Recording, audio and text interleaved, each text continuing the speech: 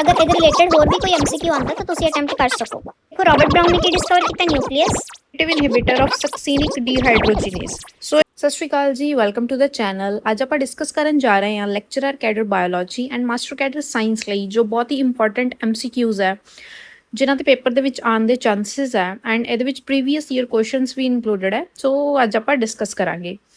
ਇਸ ਚੈਨਲ ਉੱਤੇ ਫ੍ਰੀ ਵਿੱਚ lecturer cadre bio and master cadre science ਦੀ ਤਿਆਰੀ ਕਰਵਾਈ ਜਾਂਦੀ ਹੈ, ਜਿਹਦੇ ਵਿੱਚ ਤੁਹਾਨੂੰ hand written notes, previous year questions and MCQs ਦੇ ਸੈਸ਼ਨਸ ਵੀ ਮਿਲਣਗੇ। ਸੋ ਕਾਈਂਡਲੀ ਚੈਨਲ ਨੂੰ ਸਬਸਕ੍ਰਾਈਬ ਕਰ ਲਓ। ਸੋ ਆਪਾਂ ਸਟਾਰਟ ਕਰਦੇ ਹਾਂ। First MCQ, which one of the following statements is true about cell theory. So ਤੁਸੀਂ ਸਭ ਨੇ ਸੈੱਲ ਥਿਊਰੀ ਪੜ੍ਹੀ ਹੋਣੀ ਹੈ ਕਿ ਸੈੱਲ ਥਿਊਰੀ ਕਿਹਨੇ ਦਿੱਤੀ ਸੀ, ਕਿਹੜੇ ਸਾਇੰਟਿਸਟ ਸੀ ਜਿਨ੍ਹਾਂ ਨੇ ਸੈੱਲ ਥਿਊਰੀ ਦਿੱਤੀ ਸੀ। ਉਹ ਸੀ ਸਕਲੀਡਨ ਐਂਡ ਸਕੁਆਨ। ਸੋ ਕੁਐਸਚਨ ਹੈ ਕਿ ਸੈੱਲ ਥਿਊਰੀ ਲਈ ਟਰੂ ਸਟੇਟਮੈਂਟ ਕਿਹੜੀ ਹੈ। ਆਪਸ਼ਨ ਏ ਕੀ ਹੈ, the cell theory does not apply to fungi, second virus, third is algae and fourth is microbes. So ਇਹਨਾਂ ਚਾਰਾਂ ਵਿੱਚੋਂ ਕਿਹਦੇ ਉੱਤੇ ਸੈੱਲ ਥਿਊਰੀ ਅਪਲਾਈ ਨਹੀਂ ਹੁੰਦੀ। ਸੋ ਇਹਦਾ ਆਨਸਰ ਕੀ ਆਏਗਾ, option number B. So the cell theory does not apply to virus. Okay, fungi ਲਈ ਵੀ ਐਪਲੀਕੇਬਲ ਹੈ, ਐਲਗੀ ਲਈ ਵੀ ਐਂਡ ਮਾਈਕਰੋਬਸ ਲਈ ਵੀ, ਬਿਕੋਜ਼ ਜਿਹੜੇ ਵਾਇਰਸ ਹੁੰਦੇ ਆ ਉਹ ਹੁੰਦੇ ਆ ਏ ਸੈਲੂਲਰ ਸਟਰਕਚਰਸ। ਓਕੇ, ਇਹ ਸੈੱਲ ਥਿਊਰੀ ਹੁੰਦੀ ਕੀ ਹੈ, ਆਓ ਆਪਾਂ ਦੇਖਦੇ ਹਾਂ। Cell theory was proposed by Schleiden and Schwann. Okay, ਇਹਨਾਂ ਦੇ ਸਰਨੇਮ ਹੈ। ਸੋ ਇਹਨਾਂ ਦੋ ਸਾਇੰਟਿਸਟ ਨੇ ਦਿੱਤੀ ਸੀ ਸੈੱਲ ਥਿਊਰੀ।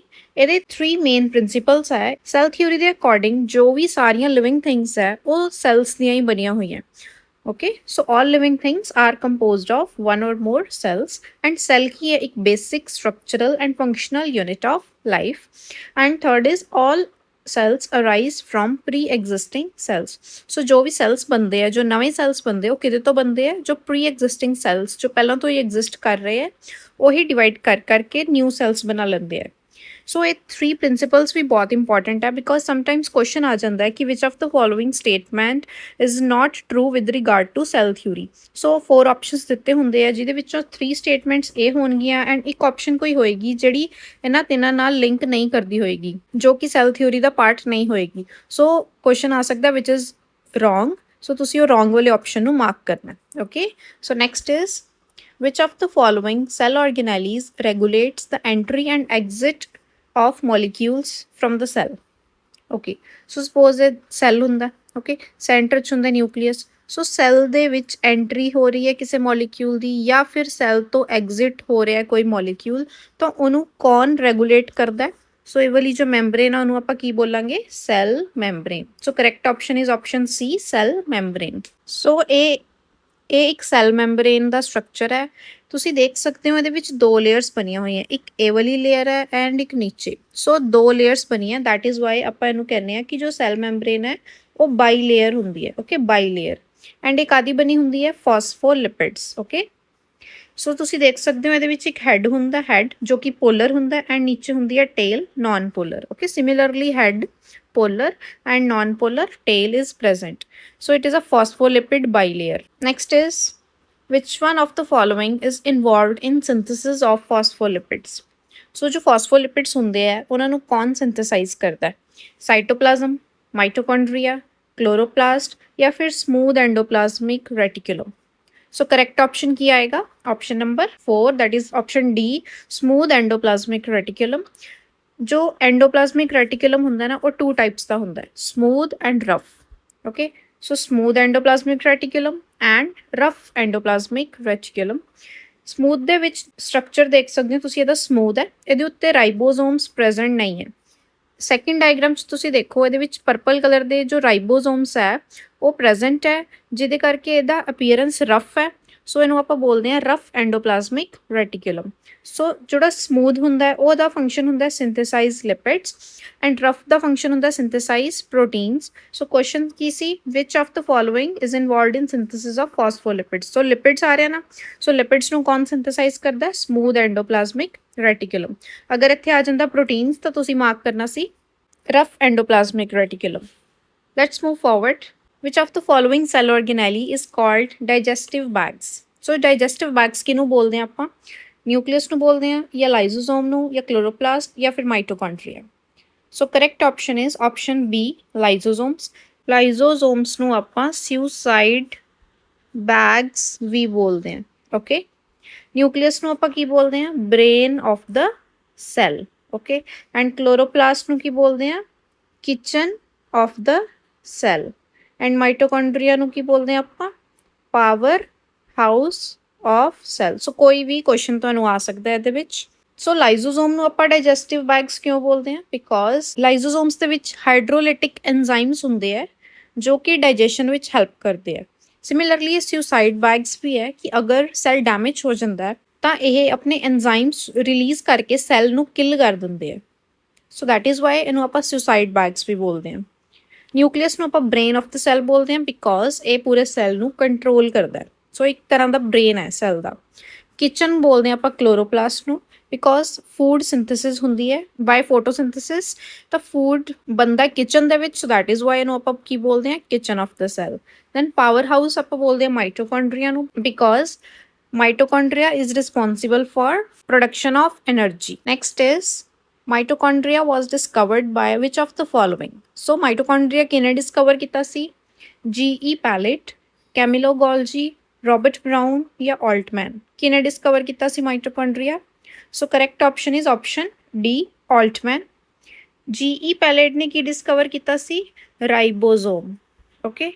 ਐਂਡ ਕੈਮਿਲੋ ਗੋਲਜੀ ਨੇ ਗੋਲਜੀ ਬੋਡੀਜ਼ ਡਿਸਕਵਰ ਕੀਤੀਆਂ ਸੀ। ਐਂਡ ਰੋਬਰਟ ਬਰਾਊਨ ਨੇ ਕੀ ਡਿਸਕਵਰ ਕੀਤਾ ਸੀ? ਨਿਊਕਲੀਅਸ। ਓਕੇ। ਸੋ ਮੈਂ ਨਾਲ ਦੀ ਨਾਲ ਬਾਕੀ ਆਪਸ਼ਨਸ ਵੀ ਡਿਸਕਸ ਕਰ ਰਹੀ ਹਾਂ ਸੋ ਦੈਟ ਤੁਹਾਨੂੰ ਐਕਸਟਰਾ ਇਨਫੋਰਮੇਸ਼ਨ ਮਿਲ ਸਕੇ। ਸਿਰਫ ਲਿਮਿਟਡ ਨਹੀਂ ਰਹਿਣਾ ਆਪਾਂ ਇੱਕ MCQ ਤੇ, ਆਪਾਂ ਇੱਕ MCQ ਤੋਂ ਬਹੁਤ ਸਾਰੀ ਇਨਫੋਰਮੇਸ਼ਨ ਲੈਣੀ ਹੈ ਤਾਂ ਕਿ ਆਪਣੇ ਪੇਪਰ ਦੇ ਵਿੱਚ ਅਗਰ ਇਹਦੇ ਰਿਲੇਟਡ ਹੋਰ ਵੀ ਕੋਈ MCQ ਆਉਂਦਾ ਤਾਂ ਤੁਸੀਂ ਅਟੈਂਪਟ ਕਰ ਸਕੋ। ਨੈਕਸਟ ਦੇਖੋ, ਰੋਬਰਟ ਬਰਾਊਨ ਨੇ ਕੀ ਡਿਸਕਵਰ ਕੀਤਾ? ਨਿਊਕਲੀਅਸ। ਰੋਬਰਟ ਹੁਕ ਨੇ ਕੀ ਡਿਸਕਵਰ ਕੀਤਾ? ਸੈੱਲ। ਐਂਡ ਲਿਊਇਨਹੋਇਕ ਨੇ ਕੀ ਡਿਸਕਵਰ ਕੀਤਾ? ਮਾਈਕਰੋ ਆਰਗੈਨਿਜ਼ਮਸ। ਓਕੇ, ਜਿਵੇਂ ਕਿ ਬੈਕਟੀਰੀਆ, ਪ੍ਰੋਟੋਜ਼ੋਆ, ਇਹਨੇ ਫ੍ਰੀ ਲਿਵਿੰਗ ਸੈਲਸ ਆਬਜ਼ਰਵ ਕੀਤੇ ਸੀ ਅੰਡਰ ਮਾਈਕਰੋਸਕੋਪ।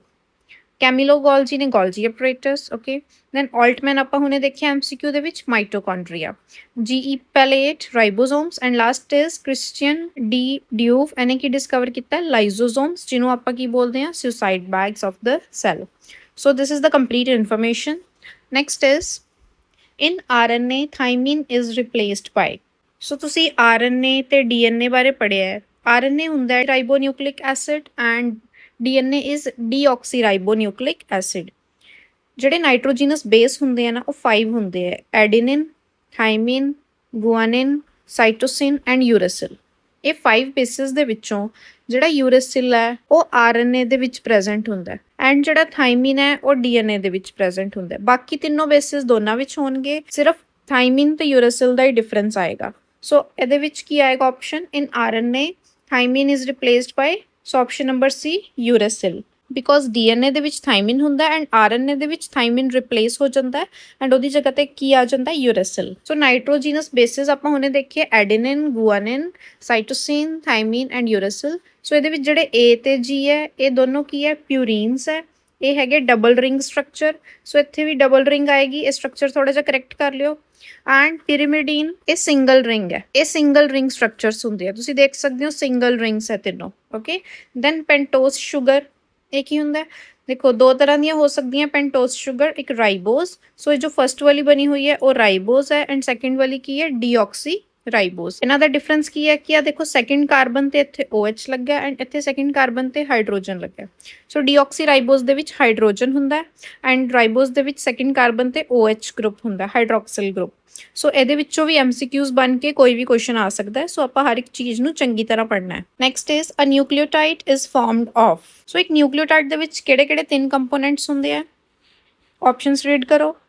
ਦੇਖੋ ਮੈਂ ਨਾ ਇੱਕ ਹੋਰ ਵੀਡੀਓ ਬਣਾਈ ਹੋਈ ਹੈ ਬਾਇਓਮੋਲੀਕਿਊਲਸ ਵਨ ਸ਼ਾਟ, ਤੁਸੀਂ ਉਹਨੂੰ ਵੀ ਜਾ ਕੇ ਦੇਖ ਸਕਦੇ ਹੋ, ਤੁਹਾਨੂੰ ਕਾਫੀ ਇਨਫੋਰਮੇਸ਼ਨ ਮਿਲੇਗੀ ਉਹਦੇ 'ਚੋਂ।